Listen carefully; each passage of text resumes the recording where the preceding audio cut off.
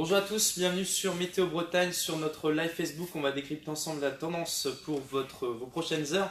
Nous sommes dans une situation d'alerte météo, vous allez le découvrir dans quelques instants. Donc, ce sont 11 zones qui sont situées principalement sur la Loire-Atlantique ici, et puis également du côté du Guerchet, des Vallons de Vilaine, de l'Est également du Morbihan, donc par des risques d'orage assez violents. Ce sera plutôt à partir de la soirée parce qu'il y aura chronologiquement des orages qui vont se produire cet après-midi sur cet axe-là. Et puis en soirée, un front orageux va nous concerner et va donc envahir globalement toute la région. Alors, on va découvrir ensemble cette carte, vous le voyez, cette carte qui représente le risque orageux.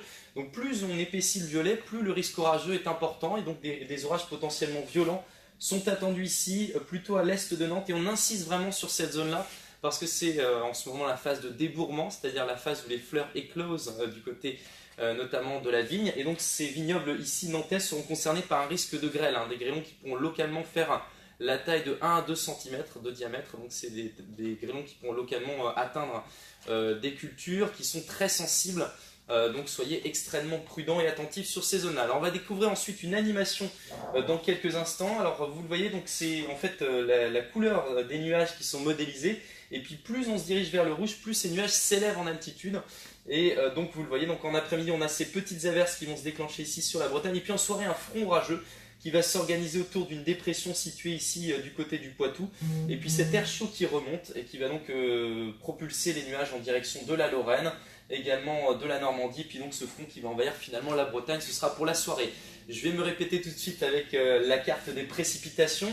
On la découvre ici avec ces premières averses qui vont se former dans l'après-midi. Alors ces averses s'accompagneront parfois de fortes précipitations, des cumuls qui pourront avoir lieu de l'ordre de 15 à 30 mm localement. Et puis en soirée, ce front-là, beaucoup plus organisé, qui va concerner la Loire-Atlantique et puis l'est de l'île-et-Vilaine, où on pourra avoir des cumuls de pluie de l'ordre de 40 mm au maximum, très localement, et puis également des risques de chute de grêle, je vous en parlais tout à l'heure. A priori, sous ce front, il n'y a pas de cisaillement important, donc le risque de fortes rafales de vent est plutôt limité pour la région de Bretagne. Et puis plus on se dirige vers l'ouest, moins en fait l'humidité en altitude permet à ce front de se régénérer, et donc finalement en se dirigeant vers l'île de Finistère, on retrouvera des conditions de plus en plus stables, et donc finalement les orages seront beaucoup moins forts sur cette zone-là. Le risque est véritablement important ici entre l'île-et-Vilaine, la Loire-Atlantique et le golfe du Morbihan. On va donc récapituler ensemble la situation attendue pour cet après-midi. Donc d'abord, dans un premier temps, des averses cet après-midi, donc des orages qui vont éclater de façon isolée, de façon disparate sur l'ensemble de la région. Dans un deuxième temps, on aura ce front orageux qui va s'organiser et qui va arriver en direction de la Mayenne, de la Sarthe, pour arriver ensuite sur la Bretagne. C'est ce front-là qui est à surveiller, c'est ce front-là qui cause donc la vigilance orange sur la Loire-Atlantique et les autres zones. On a donc sous ce front donc un risque de grêle, comme vous le voyez, et puis également de fortes précipitations pour avoir l'équivalent d'un mois de précipitations en l'espace seulement d'un orage, donc en l'espace d'une heure.